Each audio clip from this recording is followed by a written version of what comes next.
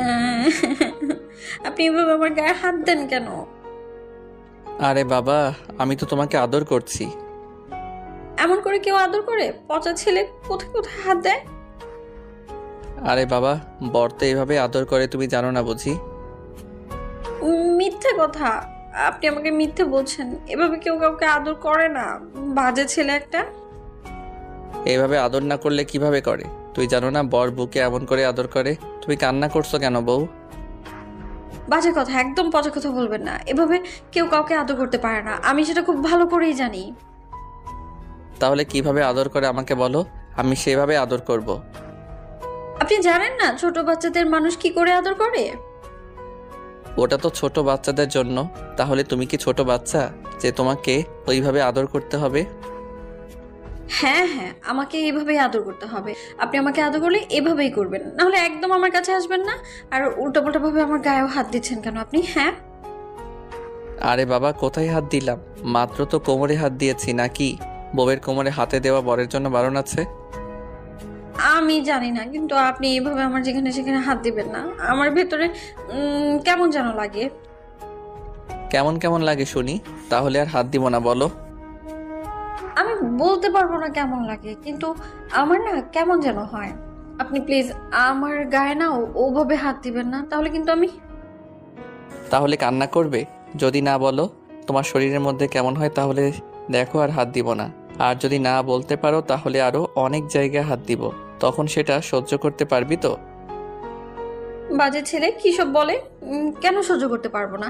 আপনি কি আমাকে কামড় দিবেন নাকি? দিতেও পারি, কারণ আমি তোমার বর। আর আমার অধিকার আছে তোমাকে কামড়ে দেয়ার। পচা ছেলে, কি সব কথা বলেছি। একদম আমার কাছে আসবেন না, তাহলে কিন্তু আমি সত্যি সত্যি কান্না করে দিব। আরে বাবা, বর তার বউয়ের কাছে আসবে না তো কার কাছে যাবে শুনি? তুমি এমন করে কেন পাগলামি করছো বলো তো? না, আমি এত কিছু জানি না। আপনি আমাকে এভাবে ধরবেন না, ব্যাস। আমার মধ্যে কেমন যেন হয়, আমি সহ্য করতে পারি না। আমি বুঝতে পেরেছি কেমন হয়। এটা বরের ভালোবাসা। বর বউকে ভালোবাসলে এমনটাই হয়। তুমি আগে কখনো এটা শোনোনি কিংবা জানো না? জানি না, আর শুনিও নি, আর জানতেও চাই না এসব পচা কথা। আমি কারো কাছ থেকে শুনতেও চাই না। আপনি মিথ্যে বলছেন, এমনটা হওয়ার কথাই না। আদর করলে তো ভালো লাগে, আর এমন করে আদর করে কে বলেছে আপনাকে? আপনি এমন করে ধরছেন কেন? আমার কেমন যেন শিরশির করছে। আরে বাবা, ওটাকে শিশির বলে না, এটা অনুভূতি। তুমিও দেখি কিছুই বুঝতে পারো না। তুমি এখনো সেই পিচ্চিটাই রয়ে গেলে। আচ্ছা, একটা কথা বলো তো। হ্যাঁ, আমি পিচ্চি। তাছাড়া সবাই বলে আমি পিচ্চি, তাহলে আপনি বলে দোষ কোথায়? আপনি আমাকে এভাবে ধরবেন না প্লিজ, তাহলে কিন্তু আমি সত্যি সত্যি কান্না করে দিব। কান্না করতে হবে না। আচ্ছা, একটা কথা বলো তো। কি কথা? তুমি কি সত্যিই জানো না বর বউকে কিভাবে আদর করে? আর আদর করলে শরীরের মধ্যে শিরশির কেন করে? আমি আগে কখনো বিয়ে করেছি নাকি যে এইভাবে কেউ আমার গায়ে হাত দিয়েছে নাকি, যার জন্য আমি বুঝতে পারবো? হ্যাঁ, আপনি তো দেখছি বাজে লোক। যার জন্য এসব উল্টাপাল্টা কথা বলছেন। এই জন্যই হয়তো আপু আপনাকে বিয়ে করেনি, তাই না? তোষির কথা শুনে নাসিমের মনটা খারাপ হয়ে গেল। কারণ যে মেয়েটার সাথে নাসিমের বিয়ে হওয়ার কথা ছিল, তোষি সেই মেয়ে নয়। ওর বড় বোনের সাথে নাসিমের বিয়েটা ঠিক হয়েছিল, আর বিয়েটা এক প্রকার পাকাই হয়ে গেছিল। সেটাও আজকের দিনেই হবার কথা ছিল, কিন্তু কোনো এক কারণবশত বিয়েটা হয়নি। আর সেটা সবচেয়ে বড় কারণ হচ্ছে তোষির বোন।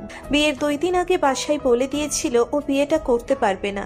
তখন তোষির বাসা থেকে ওর বোনকে জোর জবরদস্তি করলে তোষির বোন অন্য একটা ছেলের হাত ধরে পালিয়ে যায়, যার জন্য ওদের সম্মানটা নষ্ট হতে বসেছিল। তখন তোষির আব্বু বলে ওনার ছোট মেয়ের সাথে নাসিমের বিয়ে হবে, তাদের সম্মানটাও বেঁচে যাবে, আর যে সম্পর্কটা করার কথা ছিল সেটাই হবে। তো তোষি নাসিমের থেকে বয়সে প্রায় 8 বছরের বড়, আর তোষি বয়সটা সবে মাত্র 16। তোষির এক প্রকার বাচ্চার মতো স্বভাবের, তাই সবকিছু একবারই বুঝতে পারে না। যেমনি ভাবে এই আদরের বিষয়টাও জানে না। স্বামী তার স্ত্রীকে কি করে ভালোবাসে, কি করে আদর করে, সেটা ওর বোধগম্য নয়। নাসিম বুঝতে পারছে তোষি হয়তো সত্যি সবটা জানে না, তাই নাসিম ওর থেকে কিছুটা দূরে গিয়ে তারপর ওর একটা হাত ধরলো, দুই হাতের মুঠোয় নিয়ে বলতে লাগলো, শেষ পর্যন্ত তুমি আমাকে এরকমভাবে কথাটা বলতে পারলে? আমি তোমার আপুকে পছন্দ করিনি, বাসা থেকে আমাকে তোমার আপুকে বিয়ে করার জন্য বলেছে। জীবনে একটা প্রেমও করিনি, ভেবেছিলাম বাসা থেকে যার সাথে বিয়ে দিবে তাকে বিয়ে করে নিব। কিন্তু কপাল দেখো, তাকে বিয়ে করে নিতে চাওয়ার পরেও তার নাকি আমাকে পছন্দ না, অন্য কাউকে ভালোবাসে আর তার হাত ধরে পালিয়ে গেছে। আর সে তোমারই বোন। তার উপর যখন আব্বু আম্মুর সম্মানগুলো ধুলোর সাথে মিশে যাচ্ছিল, তখন আবার তোমার আব্বুর কথাতে তোমাকে বিয়ে করে নিতে রাজি হয়েছিলাম। ভেবেছিল সম্মানটা তো অন্তত বাঁচবে। তোষিও দেখতে শুনতে বেশ ভালো আর অনেক সহজ সরল মনের একটা মেয়ে। হয়তো একটু বাচ্চামি স্বভাবটা ওর মধ্যে আছে, কিন্তু একটা সময় ঠিকই বুঝতে পারবে নাসিমের ভালোবাসাটাকে আর সংসারী হয়ে উঠবে। কথাগুলো ভেবেই নাসিম ওকে বউ হিসেবে মেনে নিয়েছিল। তুমিও যে ওর আপুর মতোই আমাকে পছন্দ করো না, বিয়ে করতে চাওনি, সেটা একটাবার বলনি। বলতে তো চেয়েছিলাম, আর জানতাম না কি আপনি এতটা বাজে, এতটা পচা। না হলে তো কখনোই বিয়েটা করতাম না। কিন্তু আব্বু বললো আপনি নাকি অনেক ভালো, আমাকে নাকি অনেক আদর করবেন, অনেক চকলেট দিবেন, আমি যা চাইবো সেটাই করবেন। আর তাছাড়া বিয়েটা না করলে আব্বু বলেছিল আব্বুর সম্মানটা নষ্ট হয়ে যাবে, তাই আপনাকে বিয়ে করে নিয়েছিলাম। আমি জানতাম না কি আপনি এতটা পচা, এমন করে আমার গায়ে হাত দিবেন আর আমার এমন জায়গায় হাত দিবেন যার জন্য আমার কেমন কেমন লাগবে। আসলে সত্যি আমি অনেক বাজে লোক, জানো তো। না হলে তোমার আপু এইভাবে বিয়ের আসর থেকে পালিয়ে যেত না। তোমার কি আমাকে খুব বেশি বাজে মনে হচ্ছে? হ্যাঁ, আপনি বাজে। বাজে না হলে এভাবে আমার গায়ে হাত দিতেন না। কি পচা লোক একটা, ছি। আমি কালকেই বাসায় সবাইকে বলে দিব সবটা। তা কিছুই বলতে হবে না, আমি আর তোমার গায়ে এভাবে হাত দিব না। এখন তুমি ঘুমিয়ে পড়ো, আমি আর তোমার কাছেই আসবো না, কেমন? তুমি ভয় পেও না, তুমি যেটা চাও না আমি সেটা করব না, পিচ্ছি। না না, আপনি আমার কাছে আসবেন না। আপনার কাছে থাকলে আমার ভয় লাগে। আপনি আবার ঘুমিয়ে পড়লে কিভাবে আমার গায়ে হাত দিবেন তা ঠিক নেই। তাই প্লিজ আপনি আমার সাথে এক বিছানায় শোবেন না। আরে বাবা, আমি তো বলিনি আমি তোমার সাথে একই বিছানায় থাকবো। তুমি শুয়ে পড়ো, আমি নিচে বিছানা করে শুয়ে পড়ছি, কেমন? নাসিম একটা বালিশ আর চাদর নিয়ে নিচে বিছানা করে শুয়ে পড়ল, আর তুষি কেমন করে যেন ওর দিকে তাকিয়ে রইল। তো বিয়ের সব ফর্মালিটি 4-5 দিনে শেষ হয়ে গেল।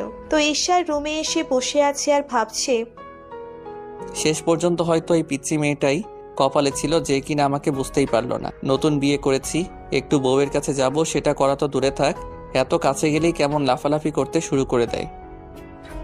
নাসিম কথাগুলো ভাবছিল, এর মাঝে তুষি এসে ওর সামনে দাঁড়ালো। নাসিম খেয়াল করলো তুষি কেমন যেন একটা লজ্জা মাখা চেহারা নিয়ে ওর দিকে তাকিয়ে আছে।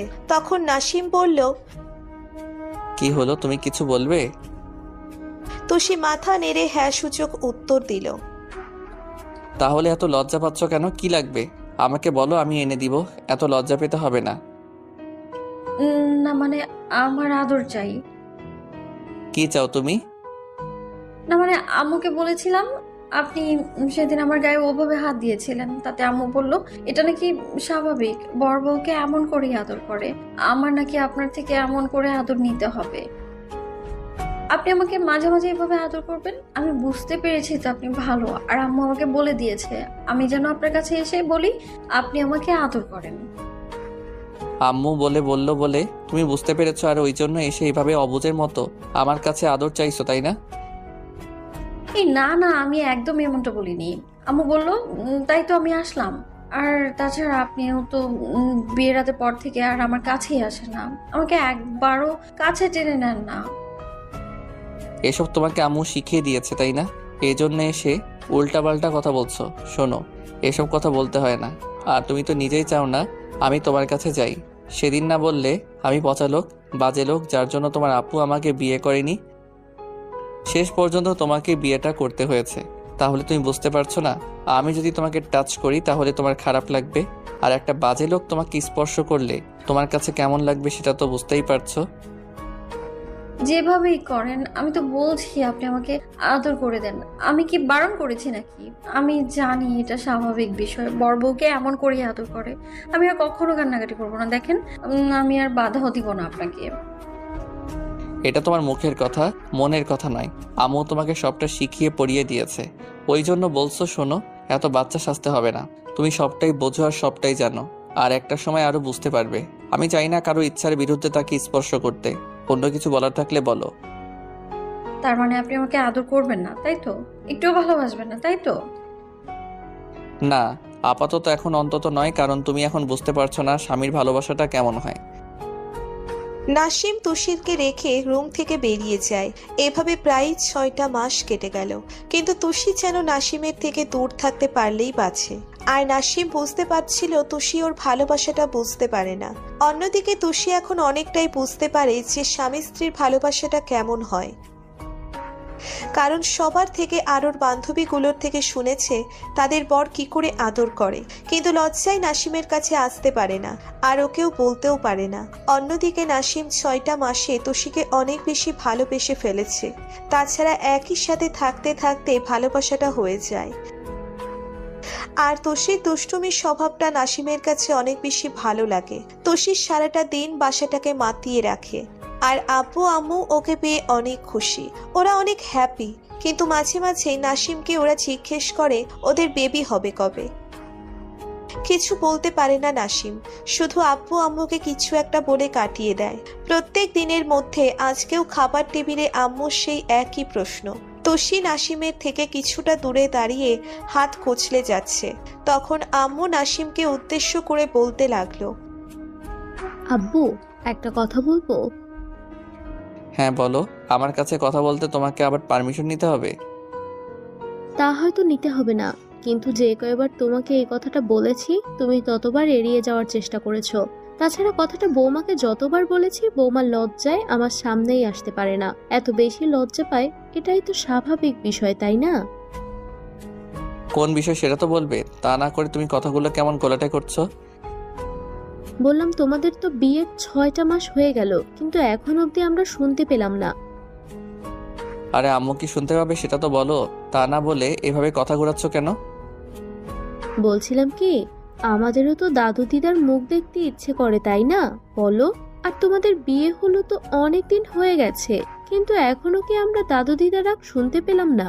তাহলে কি আর আমরা তাদের ডাকটা শুনতে পারবো না, বলো? আম্মুর কথায় নাসিম ফ্যালফ্যাল করে ওনার দিকে তাকিয়ে রইল। তারপর তুষির দিকে তাকাতেই খেয়াল করলো লজ্জায় ওর মুখটা লাল হয়ে আছে। নাসিম কিছু না বলে খাওয়ায় মনোযোগ দিল, আর আম্মু বলতে লাগলো, আব্বু, তুমি কি আমার কথা শুনতে পাওনি, নাকি আমাকে এড়িয়ে যেতে চাইছো? যদি কোনো সমস্যা থাকে আমাদের বলতে পারো। হ্যাঁ আম্মু, সমস্যা আমার মধ্যেই। তোমার বৌমাকে আমি ঠিকমতো ভালোবাসতে পারি না, আর বোঝাতে পারি না স্বামী স্ত্রীর সম্পর্কটা কেমন হয়। নাসিম কথাগুলো বলেই খাবার রেখে উঠে গেল। তুষি বুঝতে পারলো নাসিম ওর কারণেই এরকম একটা কথা বলে গেল। নিমেষেই তুষির লজ্জা মাখা মুখটা কালো হয়ে গেল। আম্মুর বুঝতে বাকি রইল না ওদের সম্পর্কটা কেমন, কারণ আম্মু কিছু টাচ করতে পেরেছিল। তুষি হয়তো নাসিমের কাছে আসতে ভয় পায়, তাই বারবার ওদের কথাগুলো বলছিলে যেন নাসিম জোর করে হলেও ওকে কাছে টেনে নেয় আর ওদের একটা বেবি হয়। তো নাসিম তারপর রুমে গিয়ে কিছুক্ষণ শুয়ে রইল। তারপর আম্মু তুষিকে রুমে পাঠিয়ে দেয়। তুষি নাসিমের সামনে এসে দাঁড়াতেই ও বলে, তুমি কিছু বলবে? না মানে আসলে আপনি আম্মুকে কথাগুলো এভাবে কেন বললেন? শোনো, তুমি যতটা ন্যাকা সাজার চেষ্টা করো অতটা ন্যাকা নাও, সবই তো বুঝতে পারো। তাহলে এরকম না বোঝার মতো কথা বলার কি দরকার আছে? আপনি তো আম্মুকে ওইসব না বলে বলতে পারতেন, তাই না, যে খুব শীঘ্রই আমাদের একটা বেবি হবে। তা না করে আমার মুখের উপর ওরকম ভাবে একটা কথা বলে দিলেন, কিন্তু আপনার এটা মোটেও ঠিক হয়নি। হ্যাঁ হবে, কারণ আমার তো আরো 2-4টা বউ আছে, তাদের থেকে আমি আম্মুকে 2-3টা বেবি গিফট করতে পারবো, তাই না? আমি কিন্তু একবারও সেটা বলিনি। আপনি চাইলে আমারই একটা বেবি হতে পারে, কিন্তু আপনি তো আমার কাছেই আসেন না। তুষির কথায় নাসিম অবাক হয়ে ওর দিকে তাকিয়ে রইল। তখন তুষি গিয়ে ওর পাশে বসে ওর একটা হাত জড়িয়ে ধরে ওর কাঁধে মাথা রাখলো। ওর এরকম কর্মকাণ্ডে নাসিম অবাক হয়ে গেল আর বলল, হঠাৎ করে তোমার কি এমন হলো বলো তো? এরকম বিহেভ করছো, কখনো তো এরকম করো না। নাকি আম্মু এসব শিখিয়ে পড়িয়ে দিয়েছে? আপনি সবসময় আমাকে এমনটা ভাবেন কেন বলেন তো? আমি কি আপনাকে ভালোবাসতে পারি না নাকি? আমার স্বামীকে ভালোবাসার অধিকার কি নেই আমার, বলেন? না, তা পারবে কেন? কিন্তু তুমি তো এমন কথা বলো না। আর কেমন সন্দেহ লাগছে যে তুমি এই কথাগুলো বলছো নাকি অন্য কেউ বলছে। ও আচ্ছা, ওয়েট, আমি আপনার সন্দেহ দূর করে দিচ্ছি। তোষি কথাটা বলেই নাসিমের মুখটা নিচের দিকে ঘুরিয়ে ও ঠোঁটের সাথে নিচের ঠোঁটগুলো মিলিয়ে দিল। তোষির কর্মকাণ্ডে নাসিম হতবাক হয়ে গেল। এবার তোষি নাসিমের একটা হাত দিয়ে নিচের কোমরে রাখলো, যার জন্য নাসিম আর থাকতে না পেরে ওকে নিজের কাছে টেনে নিয়ে তারপর ওকে ভালোবাসার স্পর্শ দিতে লাগলো। আমাদের ভিডিওটি কেমন লেগেছে তা কমেন্ট করে জানাতে ভুলবেন না। আর ভিডিওটি যদি ভালো লেগে থাকে তাহলে একটি লাইক করুন আর সাবস্ক্রাইব করে আমাদের পাশেই থাকুন। ধন্যবাদ সবাইকে আমাদের পাশে থাকার জন্য। আল্লাহ হাফেজ।